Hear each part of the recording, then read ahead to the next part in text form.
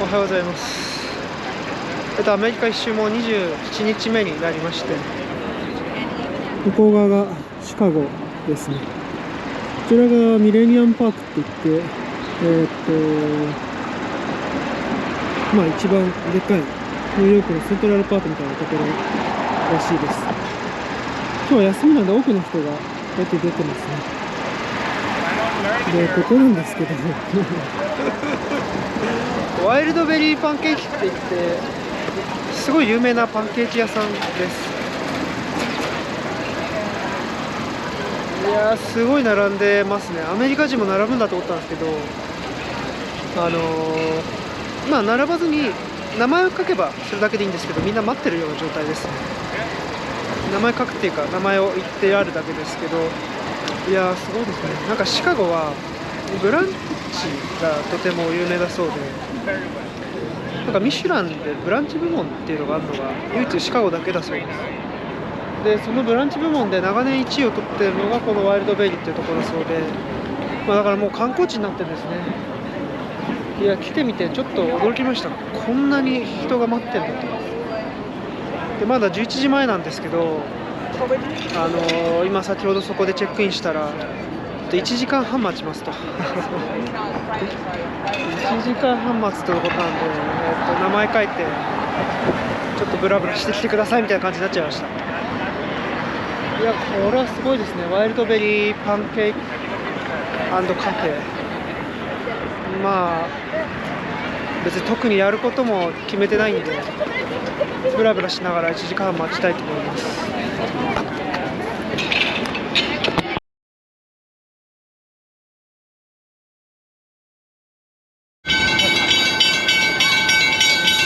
先ほどのワイルドベリーパンケーキからちょっと北側に来まして、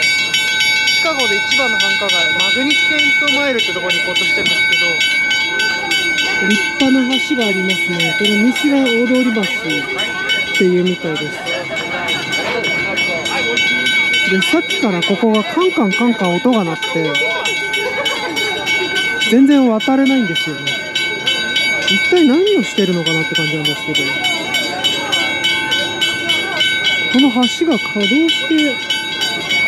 開くんですかね。ちなみにあそこにトランプインターナショナルホテルがありますね。めちゃくちゃいいところにありますね。やっぱりトランプさんのホテルっていうのは。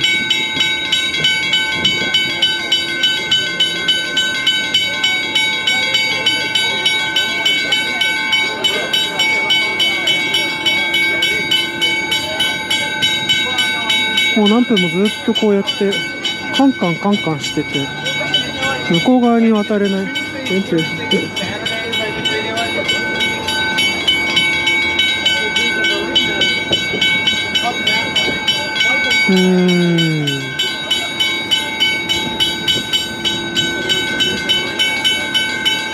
体何なんでしょう。もう15分以上も待ってるんですけど、全然開く素振りは見ませんが、でもやっぱここに背の高い補線がこうやって待機してるところを見ると、おそらくこれは上がるんだろうなという感じがします。あと川を見てて思ったんですけど、ナイアガラと同じような色してますね。こっちはミシガン湖で、あっちはエビ湖で、五大湖の中でも違うとは思いますし、あんだけでかいときっと水質もいろいろ違うのかもしれないですけど、なんか似たようなエメラルドグリーンの色がしております。あれ、歩けるようになった。開かないの？あ、開かないんだ。なんだもしかして開いた後だったのかな。いや、それにしてもここで15分ぐらいぼーっと見てたんですけど、ずっとこのカンカンカンカンベルが鳴り続けてたんですけど、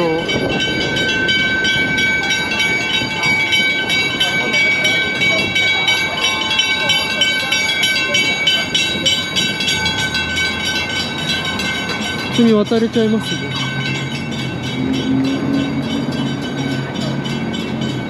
今シカゴ川を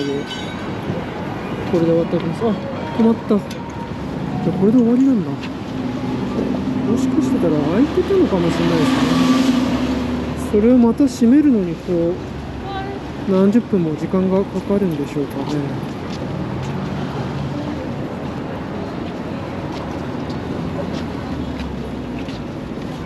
サンアントニオと同じくシカゴにもリバーサイドと言われるエリアがあるそうで、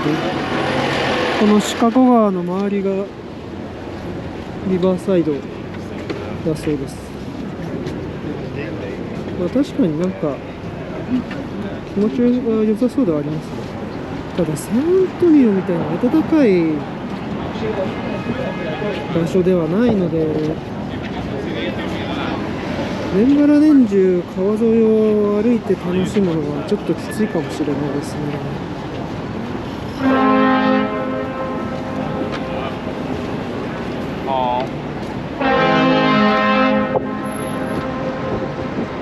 こういうクルーズも暇だからいいですね。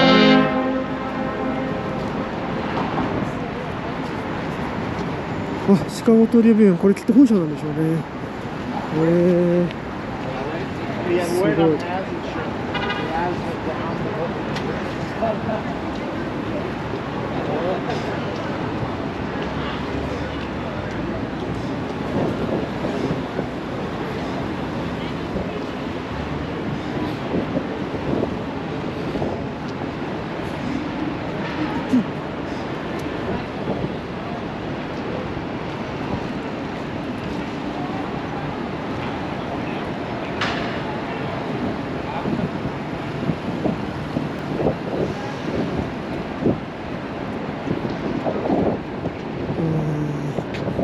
向こうはすごい現代的な街並みが並んでるのに、ここはすごい古いっていう、面白いですね。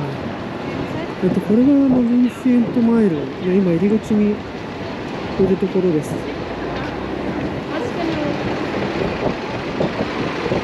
こではニューヨークでいうところの5番街だそうなんですけど、CNBC だ。あれも本社ですかね。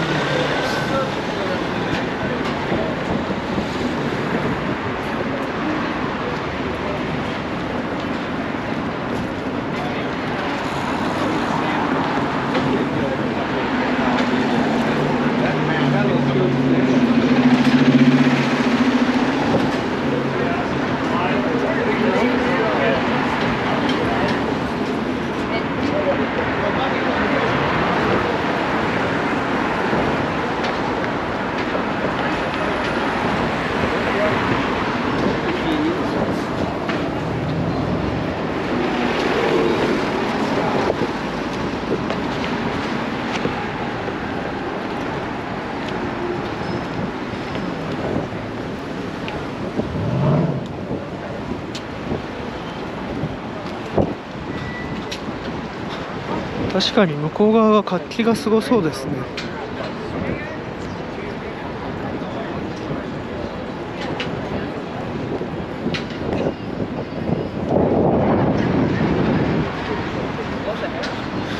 マイケル・ジョーダンズステーキハウスがありますね。そっか、シカゴだからあるんですね。ここにあるんですね。マイケル・ジョーダンの世代なんでやっぱりちょっと気になっちゃいますね。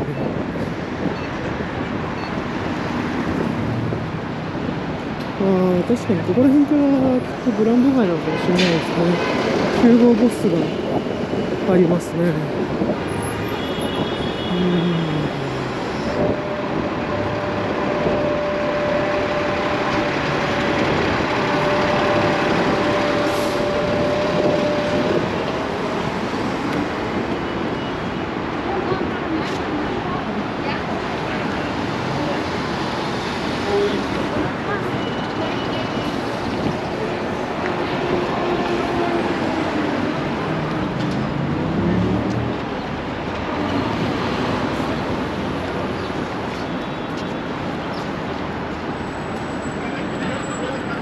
ここから見る限り向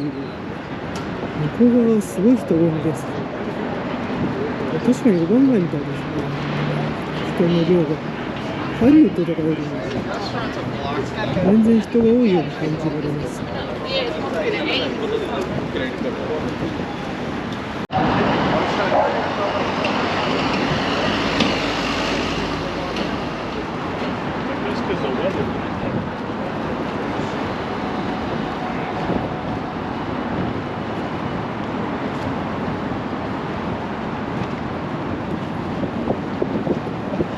スタバの高級店ですね。リザーブロスタリーって書いてありますね。日本だと、東京中目黒が有名だと思いますけど、並んでますね。なんかアメリカの人ってあんま並ばないイメージが強かったんですけど、それは単純に僕がアメリカの人をよく知らなかっただけなんですね。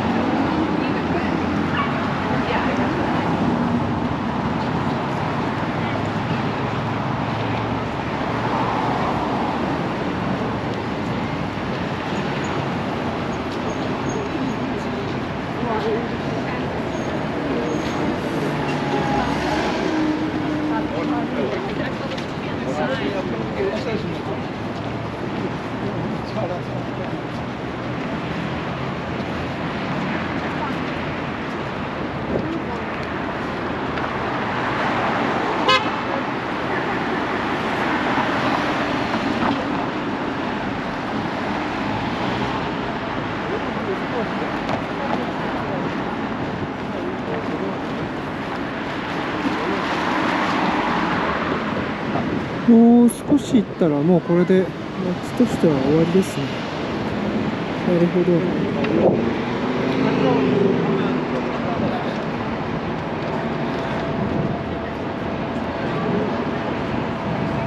いや、今土曜の昼下がりなんで実に気持ちがいい時間帯です。この1ヶ月ほど僕は、ほとんど無色同然なので毎日が土曜の昼下がりではありますけれども、やっぱなんていうか雰囲気がいいですよね。その人の気持ちがそういう雰囲気を作り出してるのかなってぐらい、とても気持ちがいいですね。そうやってじゃあワールドパンケーキスに戻りたいと思います。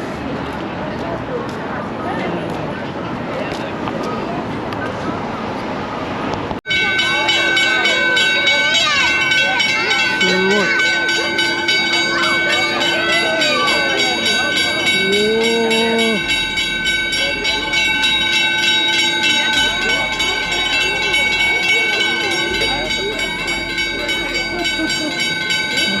あるの。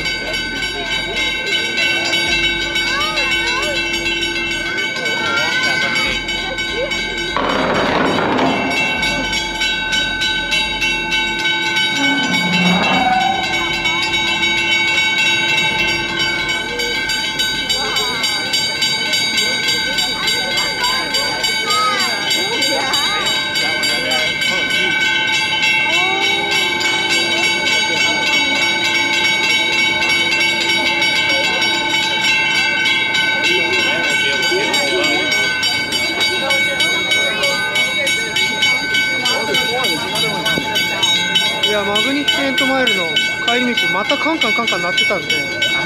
ょっと待ってみたんですけど、そしたら今度は開きました。おお、今補線が通ってますね。これは線畳めなかったら通れないですもんね。おー、すごい。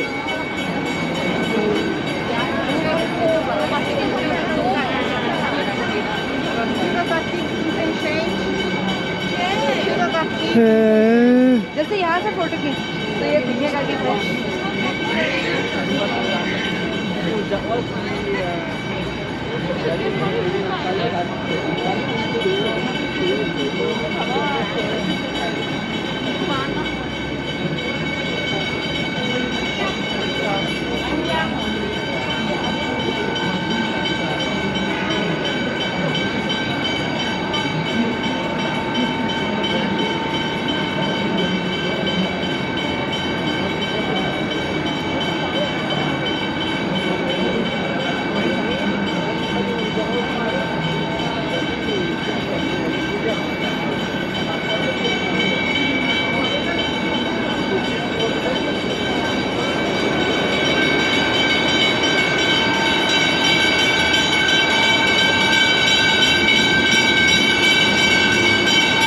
こうなってんですね。こんな近くがあったのか。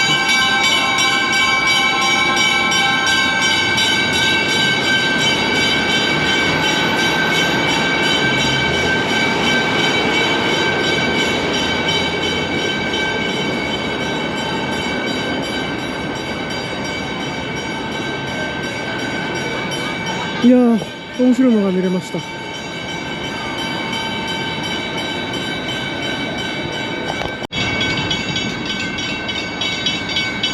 そして閉まってきます。開いてたのは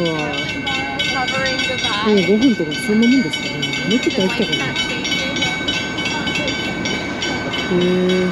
でもあの船たちが戻ってくるときも開いてないと入ってこれないから、そこそこの頻度で開けてるんでしょうね。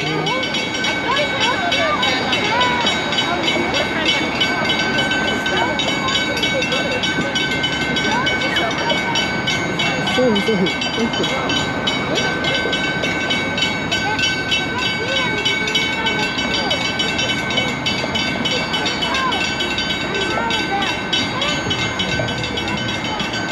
まりました。そうこうしているうちにもうあと数分で1時間経ちますね。ワイルドベリーパンケーキに戻って、待ち時間としてはちょうど良かったかもしれません。いや、未だにすごい並んでます。1時間ほど経って戻ってきたら、ちょっと前に名前呼んだんだけどいなかったよって言われまして、って顔したら、いや、すぐ呼び出すからちょっとそこにいてって言ってくれました。よかったです。でも1時間待つのはすごいですね。すごい人気だなと思います。まあちょっと待って頼んでみようと思います。というわけで、この店で一番一般的というか人気のシグネチャーのブルーベリーパンケーキを頼んでみました。頼んだら多分いっぱい作ってるでしょ。割とすぐ出てきて、待つのに 2,3 分ぐらいしか待ってない感じです。これにブラックコーヒーで、いや、素晴らしいブランチです。あ、お皿があったかい。いただきます。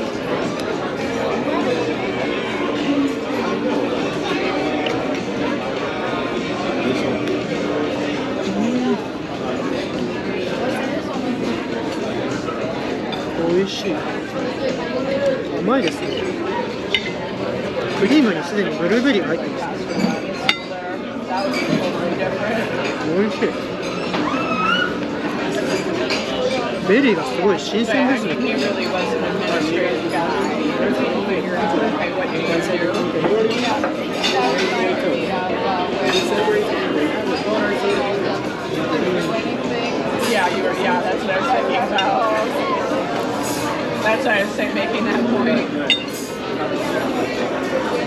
クリームの上にバニラ乗せてますね。ほとんどミルクセーキみたいなバニラ乗せてて、甘くて美味しいです。これは太っちゃいますね。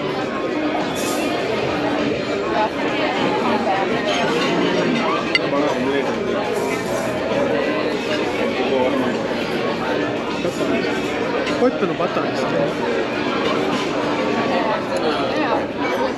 あんまり甘いもの得意じゃないんですけど、し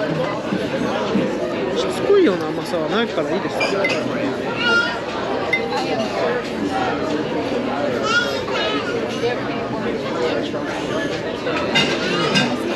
パンケーキがカリカリな部分もあって美味しいです。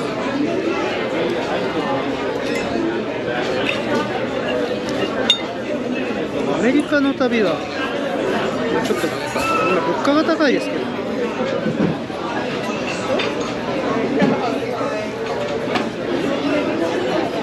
本当に美味しいものが多すぎて困っちゃいますね。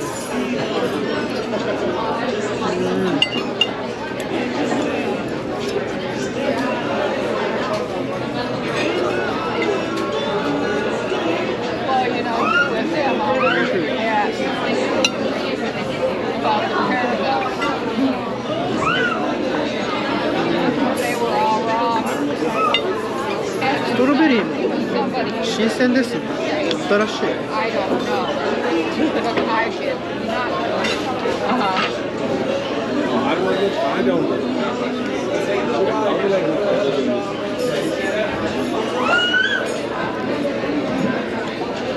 これは美味しいけどちょっと悪魔的な、シロップもすごいいいですね。ちょっと悪魔的な味がします。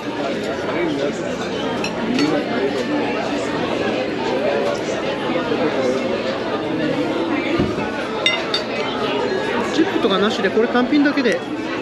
18ドルとかなんで、まあ人気になりますよね。これは美味しいや。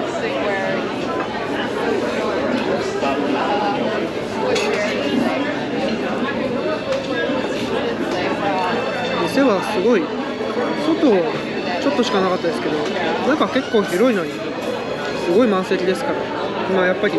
人気になるのも分かるなという感じです。まあじゃあ、あとはゆっくりいただきます。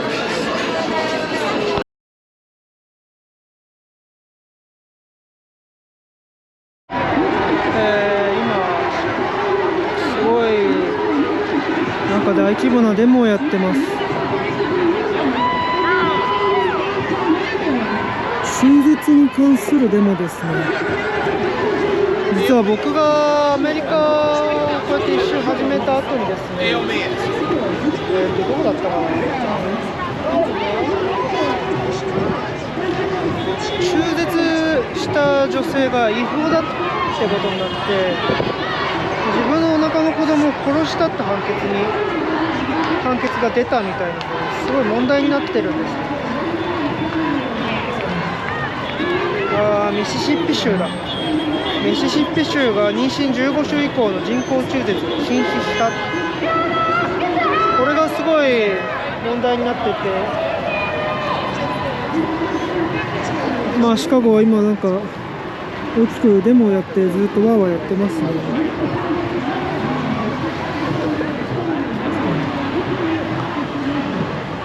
やっぱり今回アメリカを回ってみて思いましたけど、バプティストっていうか、まあなんかやっぱ保守的なキリスト教の影響ってこの国ではすごい強いんだなっていうの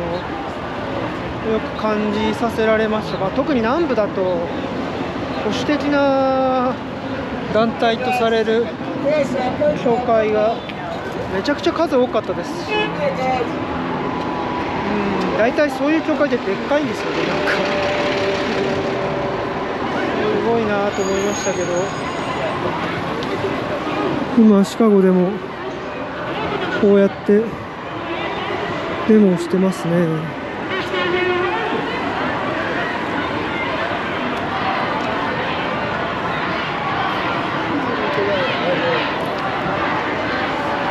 デモが女性が中心になってたので、一体何のデモだろうと思ったら中絶でしたね。アドプションだっけな、アボーションだったかな、そういった文言が、アボーションか、いやー、 Hay que ver si se agarran a golpes ahí,でこのどさくさに紛れてキリスト教のプロモーションしてる人たちも結構今シカゴの中心地にはいっぱいいる感じです。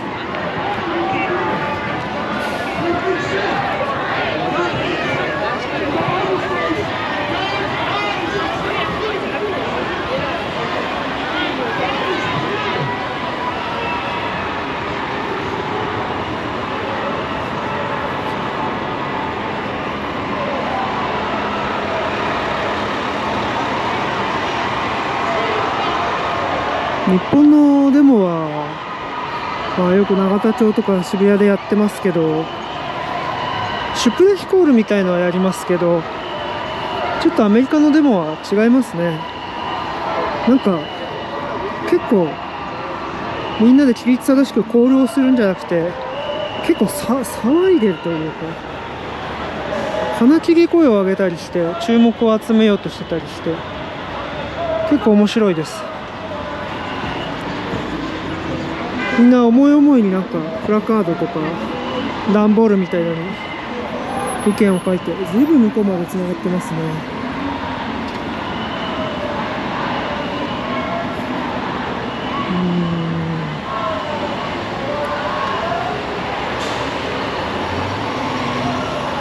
妊娠中絶プロテクトウーマンズライトか。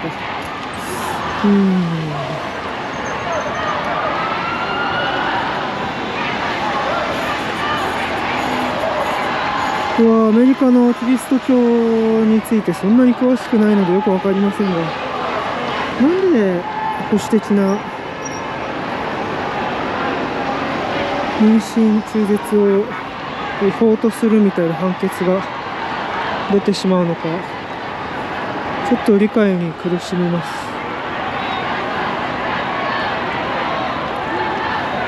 やっぱシカゴみたいな都市部と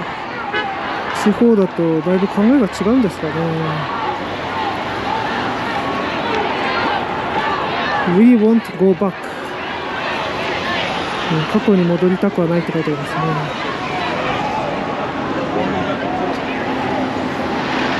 せっかく医学が進んで中絶が安全にできるような時代になったのに、それを否定するっていうのは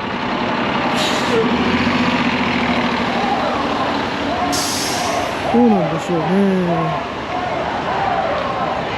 人間の進歩に反してる気がしますけどね。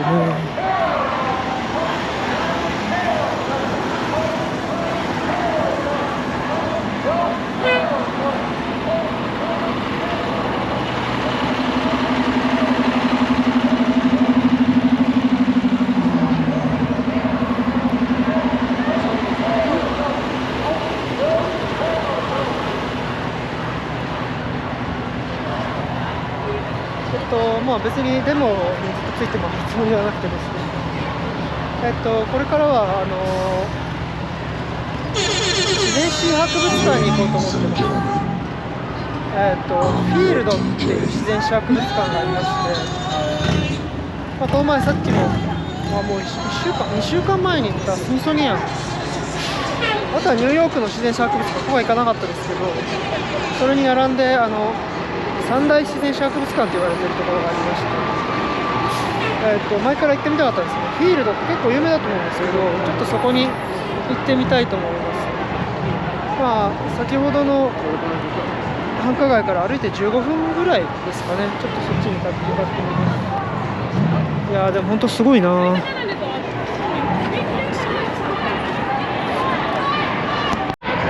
たまたまフィールドに向かう道と彼らのデモ隊が行進する道がずっと一緒なんで、ほとんど一緒歩いてきちゃったんですけど、どうやらこの広場に集まるみたいですね。で、スクリーンコールはちゃんとやってましたね。先頭の方はやってました。ずっとマイバディにその調子続けてます。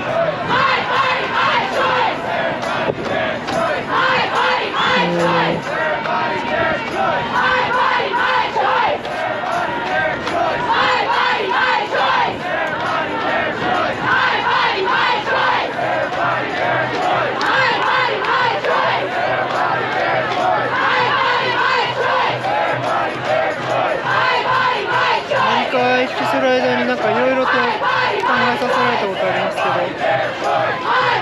中絶はちょっとあんまり自分が関係がないというか、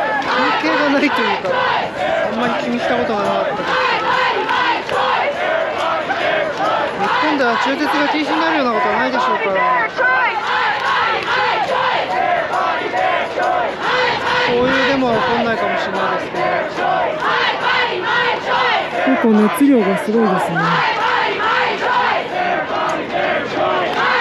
この沿道沿いにはですね、逆に保守的なキリスト教の方々もいて、君たちは子供を殺してるから、それは神の意志に反してるみたいなことをずっと言ってる人たちもいましたね。どうなんですかね、ちょっとよくわかんないですけど、キリストっていう人そのもの自体は、苦しんでる人や悩んでる人、仮にそれが悪人であっても、魂の救済を懺悔したらしてあげるっていう感じの聖人だと思ってるんですけど、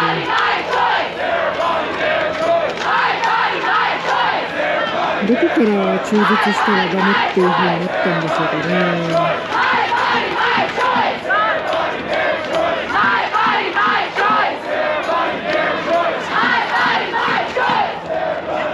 あそこにはなんか騎馬隊の方々や警察の方々もいらっしゃって、大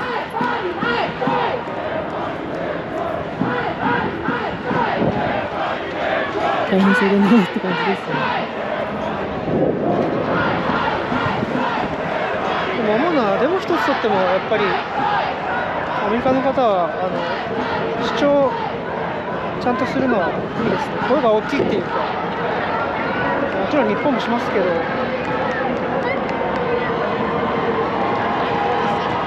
こんな感じではないですね。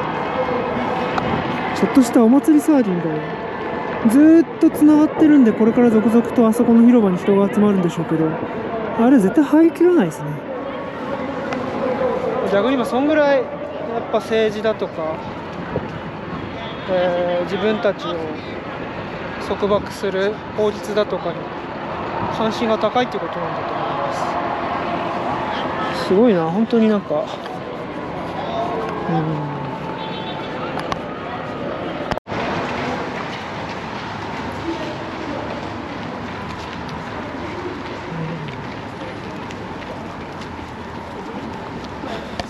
すいません、マグニフィセントフィールドの方から歩いてきたら、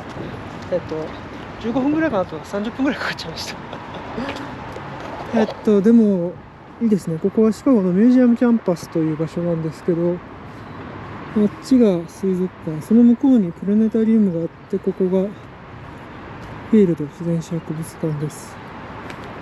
雰囲気があっていいですね。なんか公園のもう本当広大な公園の一角がミュージアムキャンパスという形で博物館が集まっているエリアとなっています。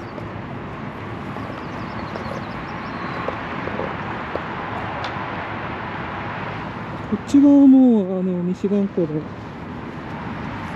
湖側なんですけど、もう本当海のようにずっとつながる湖なんですけど、反対側はもうまだっていうか、反対側はもう大都市があって、すごい面白い感じですね。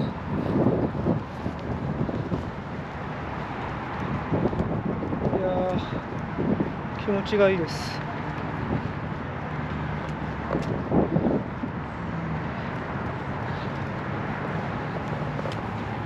でもやっぱりシカゴっていうのはいわゆるシカゴ学派っていうのが生まれただけあって、街がすごい固まってて、ほんと繁華街って感じですね。だからこそ逆にこうやって反対側にでっかい規模の公園とか作ったり、こういう公共施設を作ったんでしょう。こっち側のこの向こう側にはスタジアムがありますね。スタジアムって野球とかアメフトとかするような、ああいうタイプのスタジアムが向こう側にあります。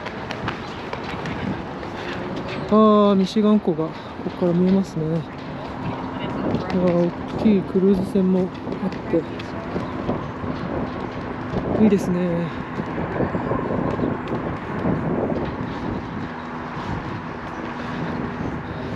しかしまあコントラストがすごいなと。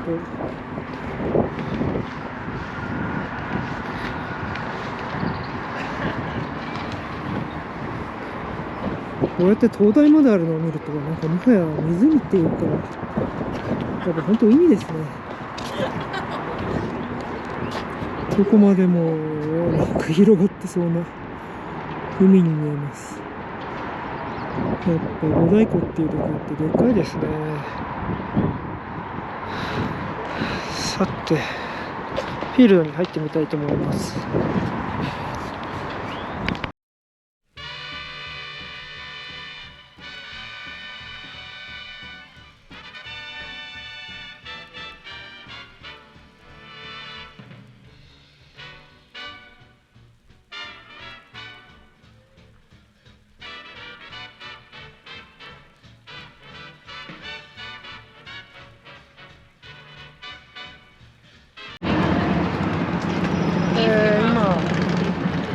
今フィールドミュージアムの表なんですけど、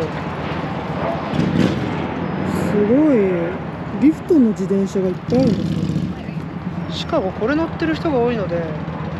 僕もちょっとリフトを使ってるから自転車に乗ってホテルまで戻りたいと思います。なんか虫が多いな。今これスキャントゥアンロックだから、これを押すだけでもいけるのかなと思うんですけど、多分このボタンを押して、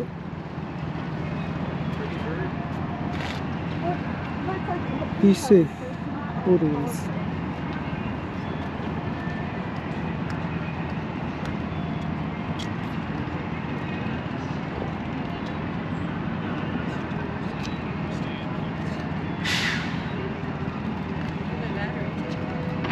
おお、びっくりした。あ、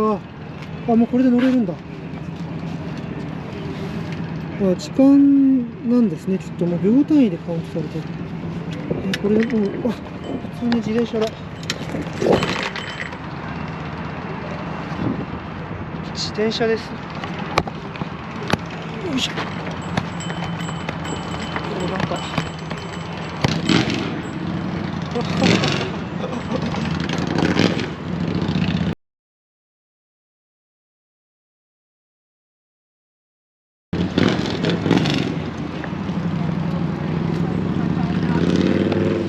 これ面白いっすね。気持ちいいな。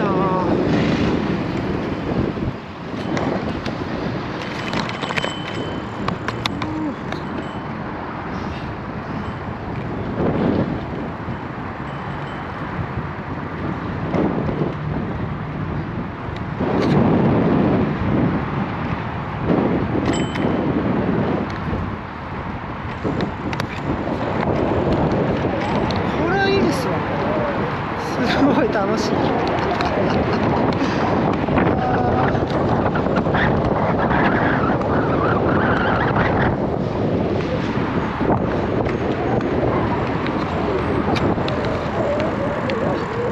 結構観光してると歩き疲れるからちょうどいいですね。これはホテルの目の前までこれの停留所があったんで、ていうかシカゴ中いっぱいあったんで、ホテルまでこれで戻ります。おおあ、いいな。ホ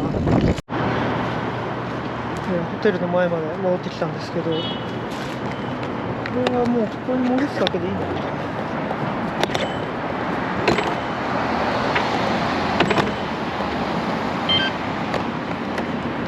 これで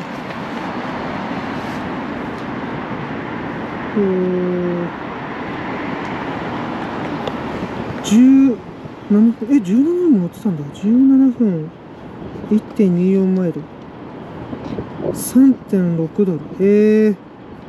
安い。まあ、東京もなんかこういうシェアサイクリングみたいなの最近あると思うんですけれども、リフトがやってくれてるのは楽でいいですね。リフトのアプリ入れていつも使ってタクシー使ってるわけですけど、それと同じままで、たまたまリフトに乗ってミュージアムから帰ろうとしたら近くにこのシェアサイクルのなんかピンがマップに立って、でそれクリックしてめちゃくちゃ近くにあるから乗ってみようと思って乗ってきた感じです。こういう風になんか別のアプリ入れてクレジットカード登録してとかめんどくさいですけど、こういう感じだとすごい使いやすくていいですね。楽しかったです。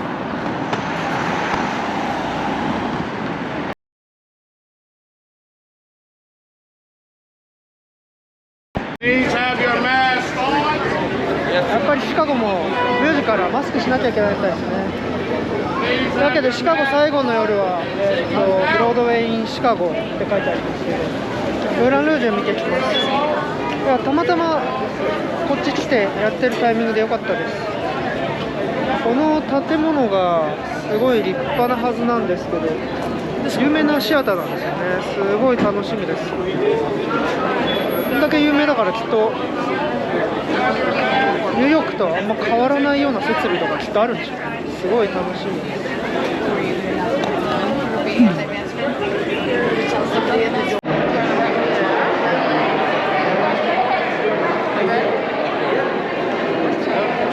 いやー、めちゃくちゃ立派ですね。オリエンタルってああいうのをオリエンタルっていうことなんでしょうね。あんまり東洋って感じじゃなくて、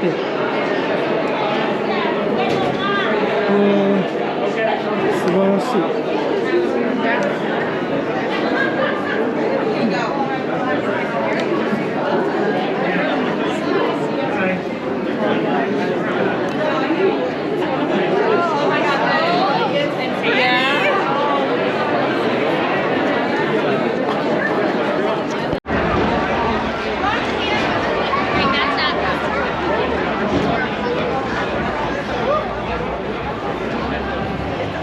いやー、ムーラン・ルージュ見てきました。迫力ありましたね。すごい面白くて良かったです。やっぱり舞台の装置とかちゃんと全部持ってきてるんですね。きっとすごい盛り上がってて良かったんですけど、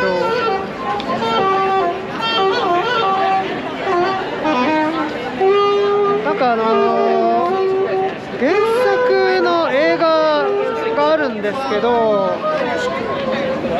で僕もそれは見たことがあるんですけど、ニコール・キッドマンが主演っていうかヒロイン役で、もう20年ぐらい前の映画なんですけど、もうニコール・キッドマンが史上最高にニコール・キッドマンみたいな感じの、すごいいい感じの、ニコール・キッドマンが主演の映画で、映画自体がすごいミュージカル調なんですよね。ミュージカル調で当時のポップなエルトン・ジョンとかビートルズとか、当時っていうかそういった歌がいっぱい入ってる。しかもそれをミュージカル的に結構交互になんか歌いながらやるみたいな感じの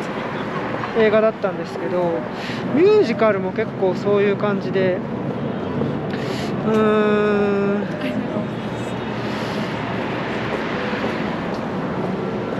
しかもなんか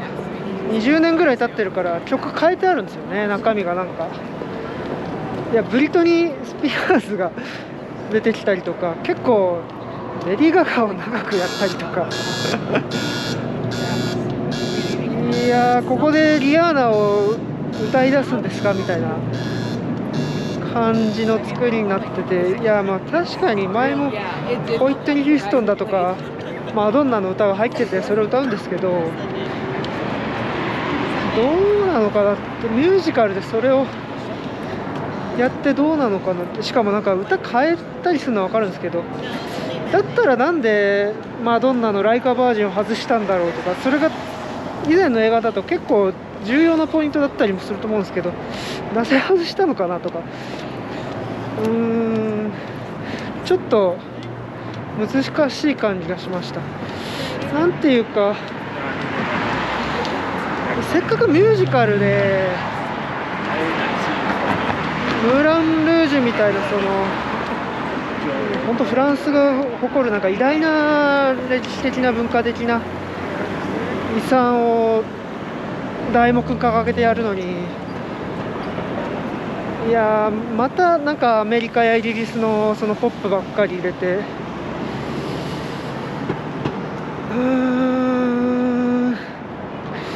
どうかなと。もちろんオリジナルもあるんですけど、なんかちょっと陳腐化しすぎちゃってるようなイメージを受けてしまいましたね。なんかだからやっぱちょっと途中で帰っちゃうお客さんとかもいて、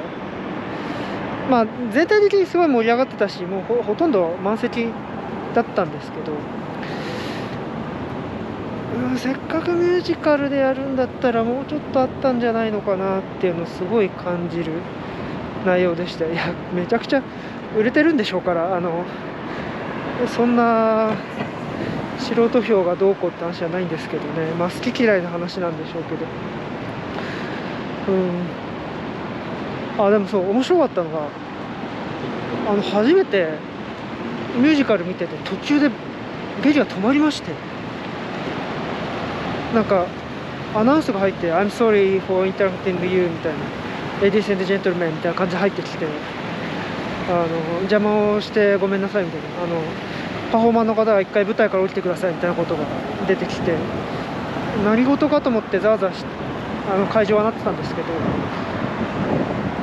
何してたのかな、盗撮かなんかしてたのか分かんないですけど、作品を盗撮してたのか分かんないですけど、誰かしらが警察に連れてかれました。まあ、観客同士でトラブルしてたのか、本当スキャムっていうかなんか作品盗んでたのか分かんないですけど、ミュージカルが止まったの僕初めてだったんで驚きました。まあそんなこともやっぱあるんですね。それびっくりしましたね。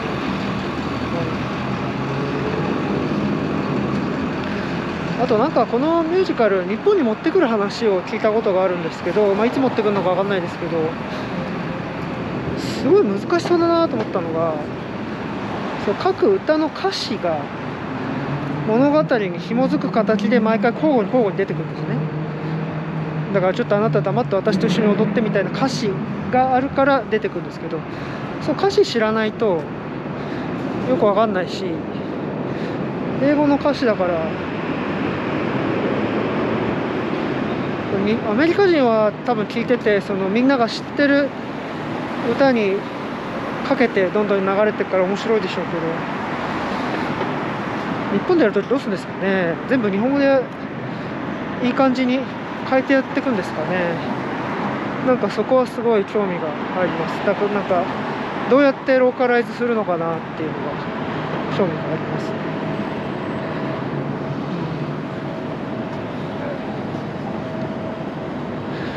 結構シカゴでミュージカル見るってどんなもんかなと思ったんですけど、やっぱりブロードウェイと違って見てる人は現地の方が多いですね。やっぱりアメリカの方ほとんどアメリカ人だったんじゃないかなと思います。数日前までブロードウェイで見てるときは、まあもちろん題目によりますけど、いろんな国の方がやっぱ来てる。まあそれは僕もそうなんですけど、やっぱ観光客があそこは多いからだと思うんですけど、今回は完全にアメリカの方ばっかりだったなっていうのはやっぱり印象的でした。だからそういう意味ではムーラン・ルージュのいろんな歌が出てくるところとかはすごい盛り上がって、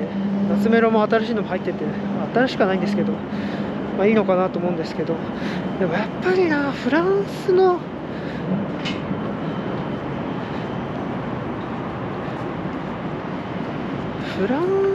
を取り上げて、しかも19世紀末のフランスを取り上げて、みんなでレディー・ガガを踊るっていうのがなんかちょっとなんか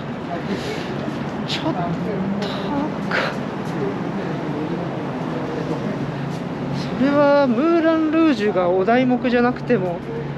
いいんじゃないですかってちょっと思っちゃったりとかしましたね。でもやっぱパフォーマーはすごいキレキレで歌も良かったですけどね。いやーというわけで、シカゴの夜はこれで最後になります。あれこれは27日目27日目ですね。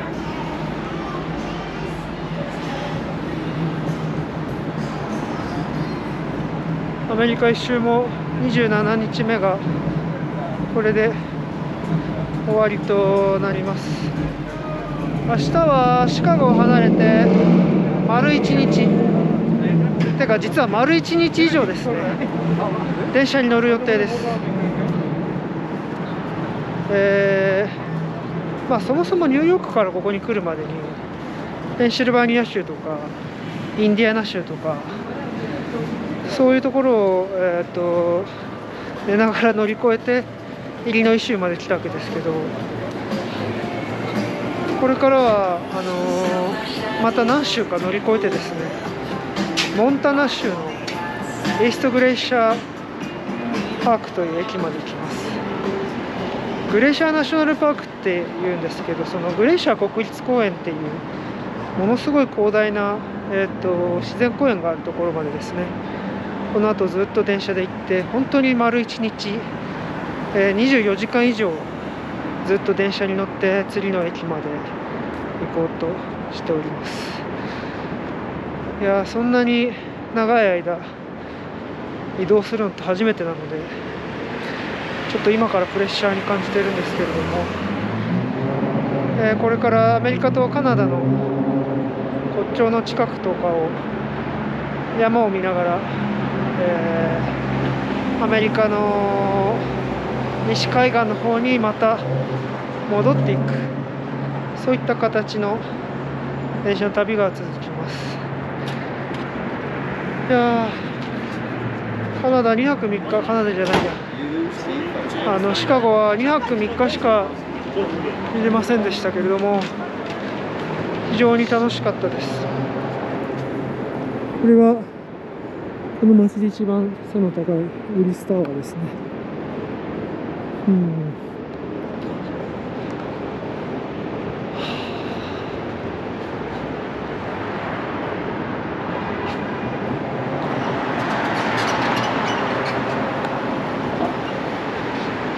少し名残惜しいですけど、